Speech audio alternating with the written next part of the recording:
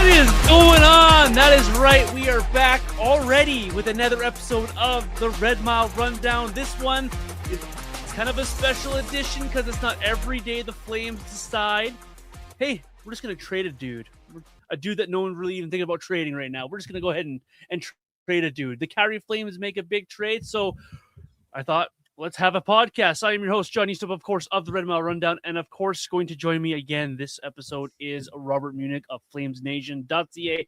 Robert, how do we find you this evening? Yeah, man, I'm actually kind of surprised. I'm not going to lie. I did not see the Flames moving Mackenize Weegar at this year's deadline. So, yeah, I'm pretty surprised, but also pretty impressed and pretty happy at the same time. There was like a 10% thought in my brain that maybe someone at the deadline might step up and do something like this.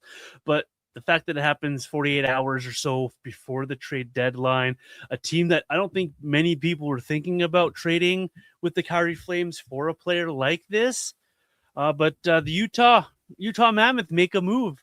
They have acquired Mackenize Weegar from the Calgary Flames. In exchange, the Flames get veteran Olimata, Jonathan Casagiga?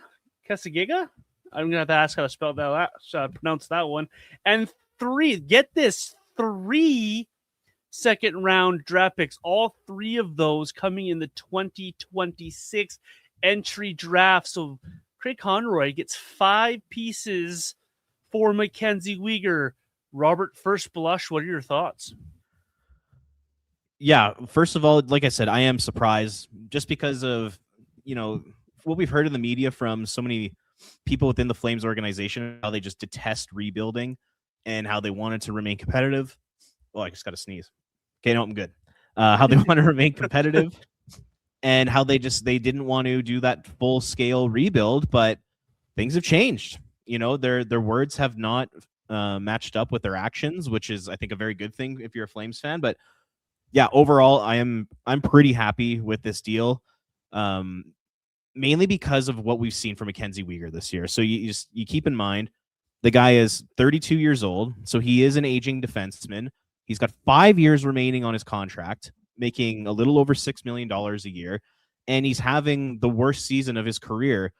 We talked about it this week. I mean, he's been dreadful this year, and his final game on Saddledome Ice on Tuesday, was kind of the cherry on top of this season for him. He was awful in that game, and I just wondered, is this the beginning of a downfall of Mackenize Weegar? And if it is, then the Calgary Flames got out of this contract at the right time. If Mackenize Weegar is going to bounce back and be the player he was the last 2 years, then Utah's got a great trade on their hands as well. But I think Calgary did really well. I really do. I don't know if it's like a grand slam home run like the Markstrom or Lindholm deals, but I would say it's a win. It's a win in terms of asset management. I think they got out of the Weegar contract at the right time, and getting 5 pieces, including 3 second-round picks, and one of those picks is owned by the New York Rangers, so that could be, a 34th or 35th overall pick. I think it's pretty good. I think it's pretty impressive. So that's kind of how I'm feeling about it with my initial thoughts. What about you? Where do you come out on it? I like this deal. First blush, people are going to be like, well, there wasn't a first. There wasn't an A-press prospect put in there. But it's like, then you take a little bit closer look at these deals and you let this information sink in. You're like, wait a minute, the Flames just got 5 pieces for an aging defenseman. They didn't have to retain, and this is a big part of it for me as well, they didn't have to retain a cent on that contract. So they're out from the entire thing, regardless of the years left. They have nothing left owing to Mackenize Weegar. They get back a serviceable defenseman that they could flip or they could use to help mentor some younger defensemen. They get a prospect that Craig Conroy knows all about, being in the college ranks with Cornell. Jonathan is a guy that I'm sure Craig Conroy has this big, long list of things he loves about this hockey player. There's probably a reason they targeted this guy. There is when it comes to prospects with Craig Conroy. And then you get what I think is a sneaky part of this deal, that, like you mentioned, that Rangers draft pick, that's probably in that 33 to 36, 37 spot in the draft.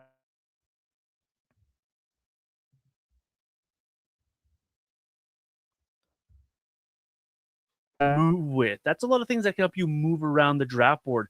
Say you package a one or two of those up with a first rounder of that Vegas first rounder, and you move up 5 or 6 spots to get a player that you actually really target and really, really like.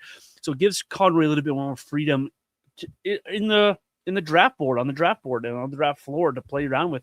Or you can flip those assets as well right away here for a younger player. Maybe they do target, like we talked about on Tuesday's episode, maybe they do target a young center, and one of those or two of those second-round draft picks can be part of a package to go target a guy that we were that they're thinking of, or that we're talking about. So overall, this deal at first might have that shock factor of there's nothing that jumps off the page at you, but if you dive into this trade, in my opinion, this is a tidy bit of work from Craig Conroy on a deal that he didn't have to make, but he makes because a team stepped up and paid the price that the Flames were looking for to get off of Mackenize Weegar. And I just can't get over the fact that they didn't have to retain a cent on this deal as well, Robert. And I think they're a really key for this deal moving forward. So overall, this is a great deal for Craig Conroy for the Flames. This also gives Mackenize an opportunity for a bit of a fresh start. Maybe this resets him a little bit. He can find closer to that form he had last year and the year before in Calgary here. And it gives him a chance to start over in another market and a chance to chase a playoff spot, as Utah is sitting in one right now. And then this is going to allow the Flames to take a look at another veteran. They've done this before. They did it with White Cloud, and he's turned out to be quite good for them. With Ole Mata coming in here, and I think that he could be a sneaky part of this deal in helping these younger defensemen learn the game, learn to be a good pro. And Ole Mata has been around for a while, and that he's a guy that a lot of us Flame fans, back when they took Mark Jankowski, were kind of thinking that this would have been the guy that we wanted to take at that draft pick. Thank you, Jay Feaster. And so we finally get a look at Ole Mata in a Flames uniform. So overall, I think this is a good deal for the Flames, for Craig Conroy, and for Mackenize Weegar as well. Yeah, I mean, I echo a lot of the stuff you just said. And, when you take a look at the draft picks, I think that's one thing that people are kind of getting a little upset about because there wasn't a first-round pick involved. But, for Rasmus Anderson, they get a first-round pick, and it's Vegas's. And what happens if Vegas goes to the Stanley Cup final? Well, all of a sudden, that pick is 31 or 32. But in this Mackenize Weegar trade, like we mentioned, one of the picks is from the New York Rangers, who are going to finish near the bottom of the league standings. That pick is only going to be 3 or 4 picks away from where the Stanley Cup champions and Stanley Cup finalist picks are. So, it's a very high pick in the second round that's extremely close to a late first-round pick. And then you add Ottawa's on top of there, and it's looking like Ottawa's not going to make the playoffs. So that's going to be in the top part of the second round. And then Utah is also not guaranteed to make the playoffs this year. That second-round pick could also be in the top half of the second round. So when you combine all 3 of those together, I would argue the value of those 3 picks is actually more than getting a first-round pick at, anywhere from number 24 to number 32. And the nice thing about these picks too is you can go out, you can use them, and the Flames have been awesome in the draft the last couple of years, which is exciting. You can package them together and potentially move up, or you could use them in a trade to bring in a player too. Like, there's so much you can do with draft picks. I think draft picks are the most valuable asset that you can possibly get in the NHL. So from a pick perspective, I think you have to be really happy with what Craig Conroy was able to get for, once again, a 32-year-old defenseman having the worst year of career. He's having a horrific season. He's dead last in the NHL in plus minus and minus 35.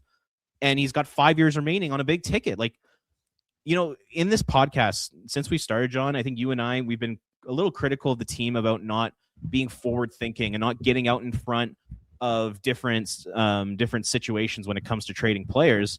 Accurate. And the Flames have done it with this trade, and I'm really happy about it. And I give Craig Conroy all the credit in the world for stepping up, and having the nuts to make a deal like this, for trading, one of your most important leaders, your best defenseman since joining the team, a guy that's a pillar in the community. That's not an easy trade to make. So all the credit in the world to Craig Conroy for getting out in front of this, because if Mackenize Weegar continued to play the way that he has this year into next year and the year after that, all of a sudden this is an untradeable contract and you're not getting anything for it.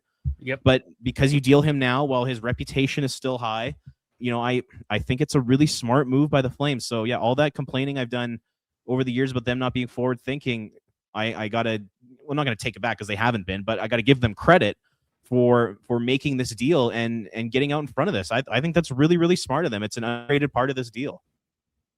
Yeah, let Utah bet on the bounce back ability of Mackenize Weegar, while you would fully admit that this is a rebuild for yourself and that you're going in a different direction. You guys signed Mackenize Weegar after a trade with Florida, thinking that this was going to be a team that fights for playoff spots and fights to be in the second and third rounds of the playoff. That's why Mackenize Weegar signed here. So the direction of the team has moved in a different direction. You allow Mackenize Weegar to go chase the cup somewhere else or a playoff spot somewhere else, and you get yourself a lot of assets. The Flames now hold. I just left my tweet there. It's 6 picks in the top 62 of the 2026 entry draft. You can do a lot with that. And right? John, on top of that, the Flames own their own third round pick and Vancouver's third round pick. They could have 8 picks in the first 70 of this crazy? upcoming draft. Like it's incredible. And like we've talked about, you can only have so many prospects and so many contracts and all that stuff. The point of having all of these draft picks, Robert, like we've been talking about, is you're collecting a ton of assets that you can do a ton of things with. You're going to draft players, of course, but now you can also make moves on other players. We talk about a young center. You talk about a young left side D.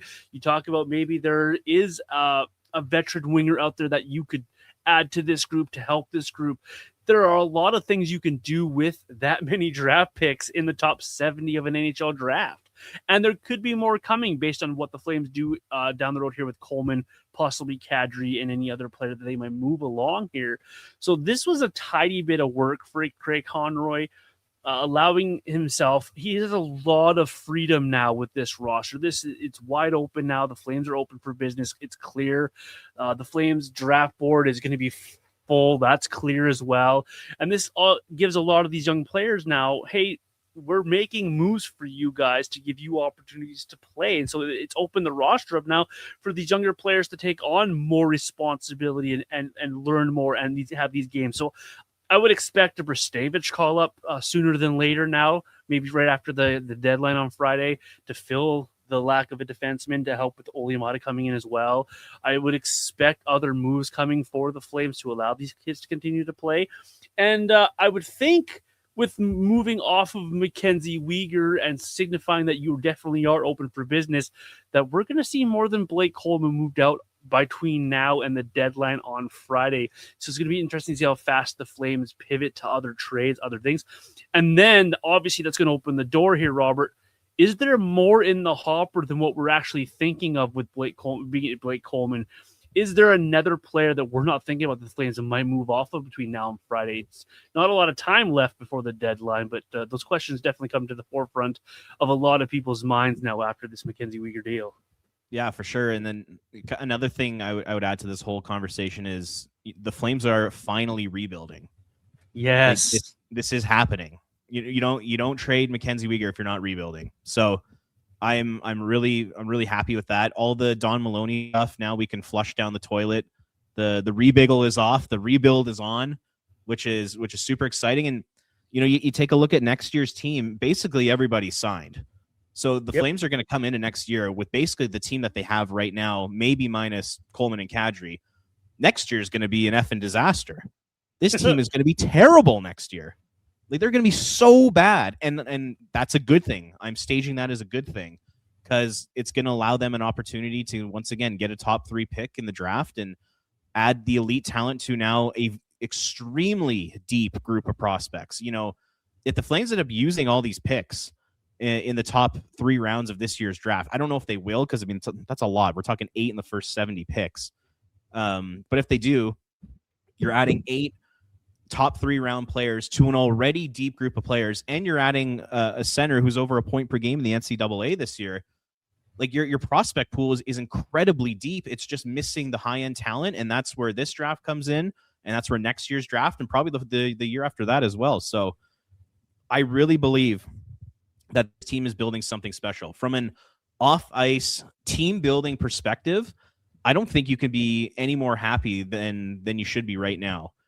They're fully committing to the rebuild. I think it's awesome. They're not doing the little retool crap where they're trying to remain competitive while getting younger. This is a full scale tear it to the studs rebuild, and I think it's going to lead to good things. I really do. This is the most excited I've been about the team in a long time, basically since the beginning of the 22-23 season. This is probably the most excited I've been about the future. Yes, the on-ice product's going to be terrible for the next 3 years, but we're going to have a lot of young players playing in this city, which is really exciting, and we can hone in on them, and we can cheer for them and watch them, and because they're going to be the next building blocks of the Calgary Flames. So, yeah, I'm really, really excited. Hopefully they can win a draft lottery or two here within the next 3 years, and, man, I really think the sky's the limit for the future of this team. And this is what we wanted, right? This is Yep. exactly what Team Tank wanted. This is what the average fan, I think, wanted. This is what the logical fan wanted. This is what we wanted to do. We wanted to collect these young assets, these draft picks, and build something rather than continually chase it like we've seen for years and years and years and years. And so I know people are disappointed we didn't get like Caleb Dehoney or, Mr. T. Ginla from Utah in this deal, but according to Steve Ellis, this Jonathan kid is actually a really good hockey player, and I just really quickly wanted to give him a bit of props here. He said he had an excellent year at Cornell. He was excellent when I watched him in St. Andrews. This is Steven's tweet. He says he's a physical, strong skater, good frame, legit prospect whose stock has really risen last year. So he's and Ellis goes on to say that he's answered a lot of the questions in his draft season about his skating, about his abilities, that he's really grown in what he is as a hockey player. So this is a guy that is highly talked about in some circles as well. So Flames are getting prospects that we might not on paper know about, and they might not be the sexy name like a TJ Ginla, but that still sounds to me like a nice solid bet on a 20-year-old prospect who's center left shot, over 6 foot tall, so a bit of size to his game as well. And so it kind of makes you think a little bit about what Conroy's trying to do here. Just not trying to get the obvious name. He's diving into what he's trying to find players that fit what they're trying to do, and that's what it sounds like when they acquired here Jonathan in this trade. I will learn to say his last name eventually. I don't want to keep messing it up. So excited about that. I'm excited to see what this kid does and when they bring him out of college, how he performs and how he progresses, because that's going to be kind of the underlying story of this trade with Mackenize Weegar is that prospect they were able to get from Utah. But Robert, this does nothing but help you get excited for that new building in a couple of seasons here. That is nothing but get you excited to see what young prospects are going to be playing in that building, just like you mentioned as well. So pretty excited to see the Flames go down this road. And so now the attention has to turn to, what do they get for Blake Coleman? What can they get for Nazem Kadri? Do they move on from Frost or Farabee? Do they move on from Hanley? Do they make a good draft pick from him? And what else Craig Conroy has up his sleeves here? Because this next 24 to 36 hours here is going to be a lot of fun, I think, if you're a Flames fan trying to follow along on Twitter. And it's going to be interesting to see if they prioritize draft picks or prospects, because, I mean, they now have a ton of picks. Like 2 in the first round this year, 4 in the second, 2 in the third. And then next year, they have 2 in the first round. And then, the following year after that, they got 2 in the second, basically on top of all their picks that they already own. So, they're loaded up on draft picks. Like, I wonder, maybe do they target 2028 picks? Maybe do they target to add a couple more 2027s? Because I think they're good for 2026.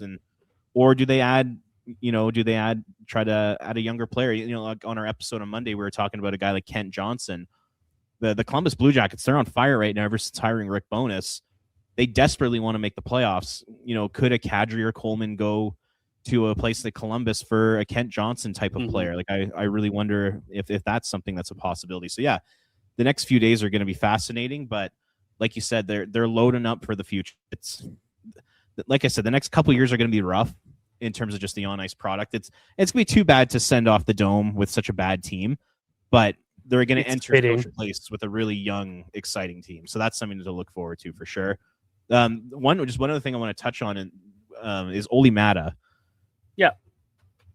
So I kind of view it as like a Zach Whitecloud acquisition in the Rasmus Andersson trade, where, I think you had to bring in the money just to get to the salary cap floor, if I'm not mistaken. So there's one aspect to it, but also, the left side of the Flames defense is very shallow in terms of depth. They have Ball, Kuznetsov, and now Olli Määttä. They'll probably end up trading Joel Hanley, so I'm not really including him in the mix. So, Olli Määttä, he can come in over these next couple of years of the rebuild. He can play alongside a Hunter Brzustewicz or Zane Parekh. He can be that kind of steady defensive presence he played really well at the Olympics. I guess he's come back to Utah after being a healthy scratch for 23 straight games. He's been back in the lineup and playing really well. So I could see him being, just like a solid, like kind of calming sort of presence for a younger player on the Flames blue line, which I think is important. Like Olli Maatta is essentially Joel Hanley. Like they're essentially the exact same player. Yeah. So to have that type of guy, that type of veteran on a third pair to help a Parek or Brstevich, I actually do think makes sense. And then when the time comes when he's a pending UFA, I think you can move him at the deadline in a couple years or next year, whenever you want to move him. You can probably move him for a third or a fourth round pick kind of thing. And you can even add more to this trade return for Mackenize Weegar. So I see nothing but I see nothing but Olli Maatta making sense and there being some value that he can actually bring to the table. He's not just like a cap dump. I do actually think he can bring a little bit of value to the table. So if people are upset about bringing in Olli Maatta, I would say don't be. Just let him play with some of the younger guys and be a good leader for a couple years, and then you can move him out for a draft pick. And I think from an asset management standpoint, I think it makes a lot of sense. Yeah, his contract lines up with White Clouds as well, right? They're both up in a couple seasons here. The contract's 3.5 AAV, so it's not like it's this big imposing contract. It helps you do a couple of things. Cap floor is very important to remember. The Flames are dangerously close to that at the moment as they're trying to do all these trades. So we might see another veteran come back with some big money to help them if they trade away Coleman and or Kadri. We could see another veteran come into the fold just because they need the money on the books. Also something to keep in mind when free agency rolls around as well in July. Get them to the floor. And then you do need to have these veteran defensemen on your roster. Fantasyland would think that, Kuznetsov, Parek, Brstevich, Moran, like having all these young kids on your blue lines are a really fun thing to have. And it can be really fun to have. But if Kevin Ball's your oldest defenseman, you're going to be missing a little bit of leadership and a little bit of kind of the older brother keeping the crew together type of situation. So these veterans are valuable. They don't have to play every night either.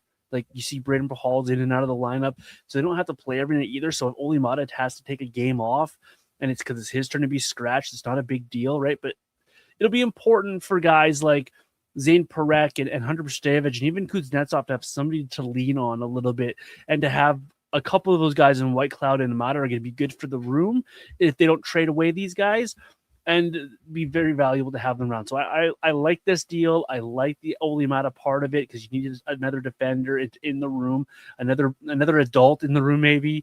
You get all of these draft picks and you get the nice prospects. So it's a tiny bit of work because Craig Conroy makes the move with Vegas, with Utah. Mackenize Weegar off to the Mammoth. The Flames get 5 pieces in return, and we head towards trade deadline day. Robert, how excited are we for Friday? And what are we expecting on Friday, in your opinion, now that we've seen Mackenize Weegar move? Well, you listen to a lot of the insiders, and they were all saying that it's a buyer's market, but it sure doesn't feel like that. Yeah, right. So, like the last couple days here have kind of given me some hope that we're actually going to see a bunch of deals come Friday, and it's going to be a really exciting day to cover the Calgary Flames and cover the NHL. So, yeah, I'm extremely intrigued as to what this team has up their sleeve, because I did not see this coming. I genuinely thought that Mackenize Weegar was going to be here for another at least 2 or 3 years, because they wanted him to be a leader and they wanted to keep the team quote unquote competitive and all that kind of stuff that they talk about. And they've gone out and done the complete opposite, and they've blown it up. So yeah, everything's on the table. Anything can happen, and I'm really excited to see what Conroy's got up his sleeve here. It's going to be a really fun couple days here. Blake Coleman trade feels imminent. Nazem Kadri maybe, somebody else maybe, who knows, come Friday. Robert and I will be back with you early next week to break the rest of the trade deadline down for all of you. We appreciate you jumping in here and listening to us today ramble on about Mackenize Weegar and this exciting trade for the Flames. Robert, last words to you. Anything else before we get out of here? No, I guess we should probably comment just on Mackenize Weegar himself. Yeah, and good call. Just give him a shout out for the incredible work that he's put into being a member of the Calgary Flames.